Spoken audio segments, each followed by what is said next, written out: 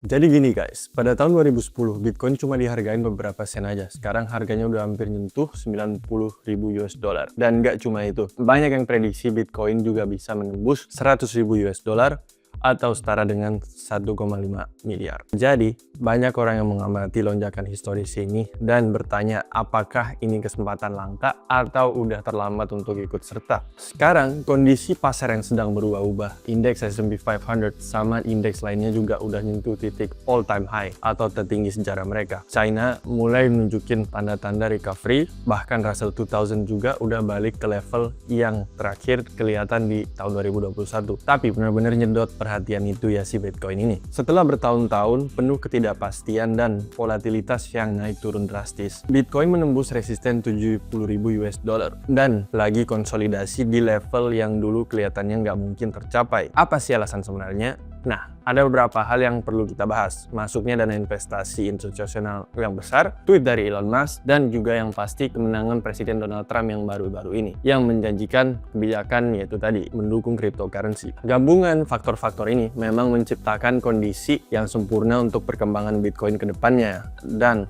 banyak yang percaya kita sedang berada di awal sesuatu yang besar dari awalan ini. Gue juga bertanya kepada diri gue sendiri sih, apakah sekarang ini yang benar untuk mulai investasi di Bitcoin atau harganya udah terlalu tinggi. Dalam video ini kita akan bahas lebih mendalam lagi dan sebenarnya apa yang sedang terjadi dengan Bitcoin agar kalian semua bisa memahami apakah ini kesempatan besar untuk berinvestasi di mata uang kripto terbesar satu ini. Dan jika kalian tertarik juga kepada Bitcoin tapi khawatir dengan volatilitasnya, kami juga akan mengeksplorasi alternatif yang lebih aman, yaitu ITC Bitcoin atau instrumen yang memungkinkan kalian berinvestasi dengan risiko yang lebih kecil. Jadi kalau kalian ingin tahu apakah masih ada kesempatan untuk memanfaatkan momen bersejarah ini, saksikan di video ini sampai selesai. Let's go. Kenapa sih sebenarnya Bitcoin bisa meroket? Tentu ada beberapa aspek.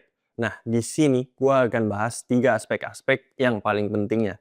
Yang pertama adalah normalisasi perubahan suku bunga dari The Fed atau interest rate. Seperti yang kita tahu, Bitcoin tampaknya menjadi aset yang berlawanan dengan situasi suku bunga, sama seperti aset berisiko lainnya, seperti small caps misalnya. Di grafik ini, kita akan bahas 3 tahap yang telah dilalui Bitcoin dalam 3 tahun terakhir. Langkah pertama adalah siklus kenaikan suku bunga, yang digambarkan pada garis biru di grafik ini.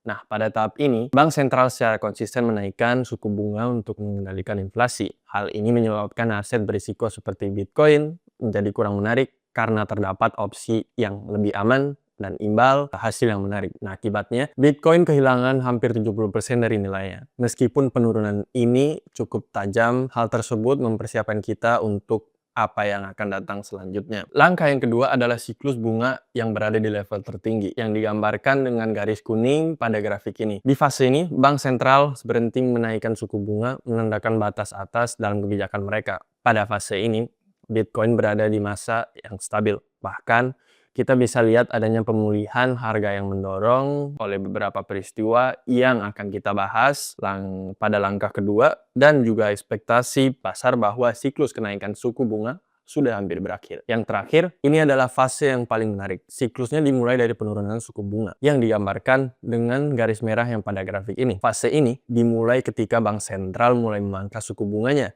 Perubahan ini terjadi katalisator bagi Bitcoin. Karena pada investor kembali mencari aset berisiko lebih tinggi, mengantisipasi imbal hasil yang lebih baik juga. Pertama-tama, masuknya modal institusional dengan faktor utama.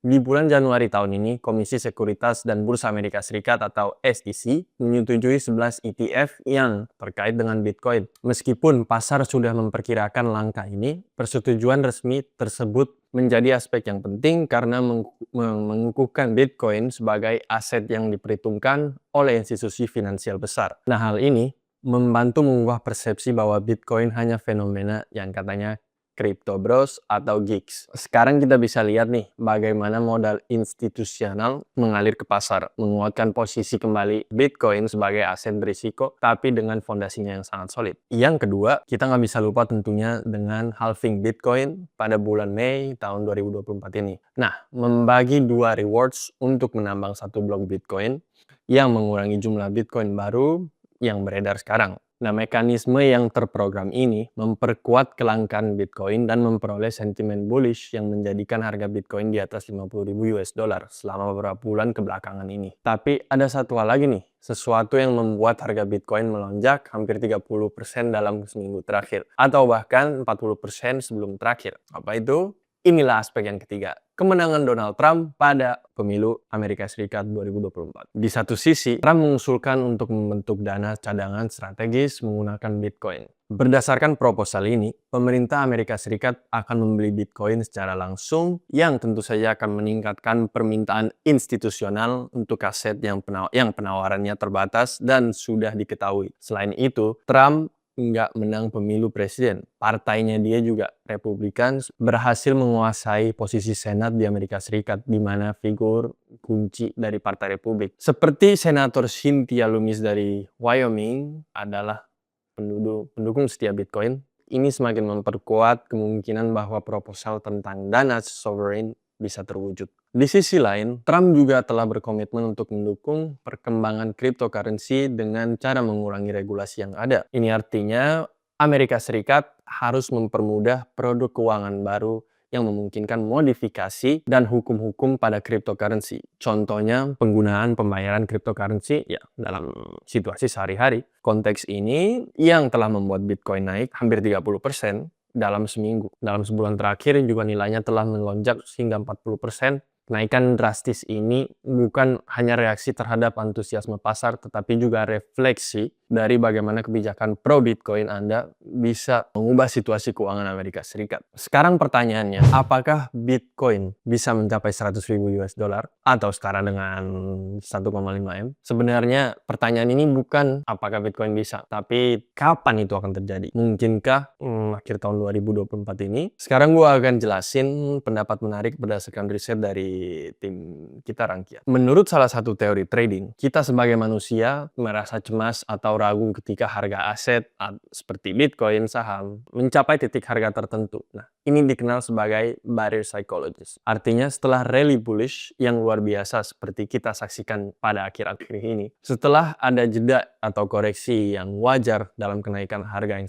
sangat cepat, Bitcoin memungkinkan akan mencoba menembus batas psikologis 100.000 US dollar per unit. Nah, di titik ini kemungkinan besar ada banyak order jual yang ditempatkan yang dapat menyebabkan itu tadi, harga turun lagi. Tapi nggak masalah, karena tujuan pertama sudah tercapai dengan menembus batas tersebut, ya, dan kita juga sudah melihat Bitcoin mencapai angka 6 digit kan. Nah, setelah itu kita perlu memperhatikan faktor-faktor yang telah kita bahas nih, seperti melihat bagaimana perkembangan isu Trump dan kebijakan terhadap industri kripto di Amerika, situasi suku bunga, ya, dan lain-lainnya. Dan untuk proyeksi ini, nilai masa depannya, mari kita lihat sejauh mana Bitcoin bisa mencapai level-level tersebut. Jika kita menggunakan ekstensi Fibonacci, yang mengukur sejauh mana dorongan harga saat ini telah mencapai dibandingkan dengan dorongan harga sebelumnya, kita bisa lihat bahwa harga Bitcoin sudah melewati kembali ke angka 0,618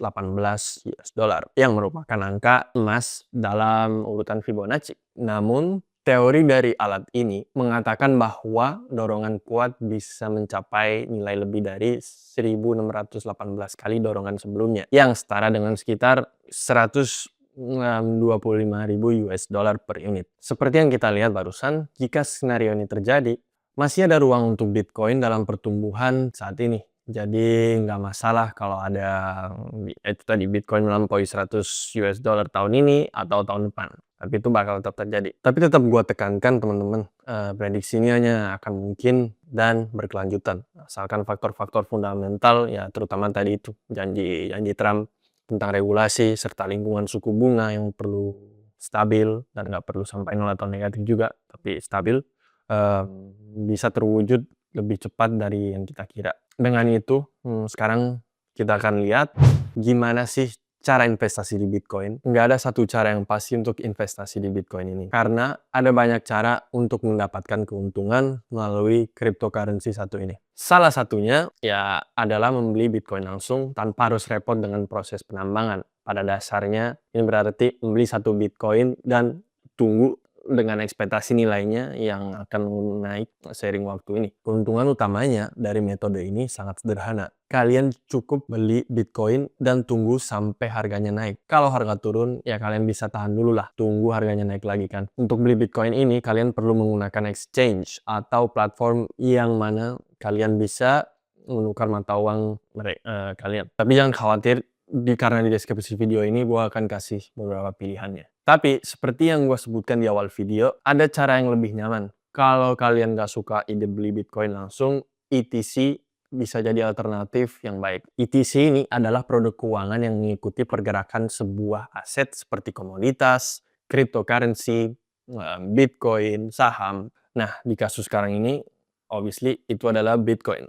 Alih-alih mengelola dompet digital atau khawatir dengan keamanan kunci privat, cukup berinvestasi di instrumen ini seolah-olah kalian membeli saham atau ETF. Salah satu contohnya adalah ETC dari X-Trackers tentang Bitcoin. Produk ini didukung secara fisik oleh Bitcoin, yang berarti institusi yang mengeluarkannya memiliki cadangan yang setara dengan saham yang diterbitkan. Jadi meskipun kalian tidak memiliki Bitcoin secara langsung, ya kalau kalian investasi di ETC ini, nilai ETC yang bergerak persis seperti harga Bitcoin itu sendiri. Pada grafik ini sekarang bisa kita lihat bagaimana kenaikannya dalam beberapa waktu ini. Nah, kesimpulannya adalah Bitcoin telah mengalami lonjakan luar biasa dari hanya beberapa sen pada tahun 2010 hingga hampir 90.000 US dollar sekarang. Dengan prediksi bisa menembus 100.000 US dollar dalam waktu dekat ini. Bitcoin masih memiliki potensi kenaikan lebih lanjut, tentunya dengan analisis yang menunjukkan kemungkinan harga mencapai 125.000 US dollar. Namun ini semua tergantung pada faktor fundamental seperti suku bunga, deregulasi, dan lain-lain. Nah, bagi yang tertarik berinvestasi, ada beberapa cara, baik dengan membeli Bitcoin secara langsung atau menggunakan ETC Bitcoin sebagai alternatif yang lebih aman dan mudah. Jadi sampai sini dulu. Jangan lupa untuk subscribe dan komen di kolom komentar topik apa yang kalian mau bahas selanjutnya.